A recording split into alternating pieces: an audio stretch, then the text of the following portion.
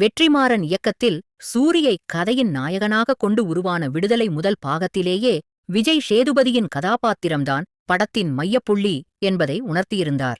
அவருடைய கைதுடன் முதல் பாகம் நிறைவடைய 2ஆம் பாகத்தில் பெருமாள் வாத்தியார் ஏன் வன்முறையை கையில் எடுக்கிறார்?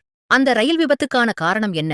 அவருடைய இளமை பருவம், காதல், குடும்பம், மீண்டும் அவர் தப்பிப்பது மற்றும் கடைசியில் அவருக்கு என்ன ஆகிறது என்பதை 2ஆம் பாகத்தில் பார்க்கலாம்.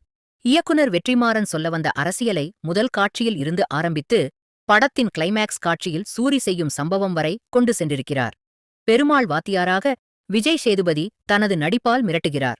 ஆரம்பத்தில் வரும் கருப்பன் கென் கருணாஸ் போர்ஷன்தான் படத்திற்கு பெரிய பலமாக அமைகிறது. பண்ணையார்கள் தங்கள் வயலில் கூலி வேலை செய்யும் பெண்களை படுக்கைக்கு கொண்டு சென்று கெடுப்பதை எதிர்த்து பண்ணையார் ஒருவரை கென் கருணாஸ் வெட்டும் காட்சிகளிலேயே படத்தின் ஃபயர் பற்றிக் கொள்கிறது.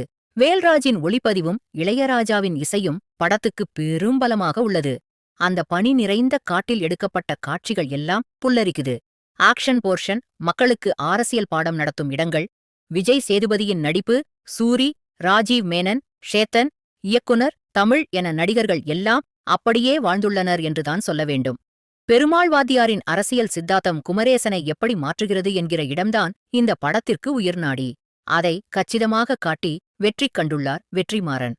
சேத்தன் மலையில் இருந்து விழப்போகும் காட்சியெல்லாம் மிரட்டலின் உச்சம். ஆனால் அதன் பின்னரும் அவருடைய கதாபாத்திரம் செய்யும் செயல்களை பார்த்தால் சில ஜென்மங்கள் எல்லாம் திருந்தவே திருந்தாது என்பதை ஆழமாக பதிய வைத்துள்ளார் இயக்குனர். விடுதலை படமளவுக்கு விறுவிறுப்பாக இந்த படம் இல்லை என்றாலும் கட்டாயம் பார்க்க வேண்டிய ஒரு படைப்புதான்.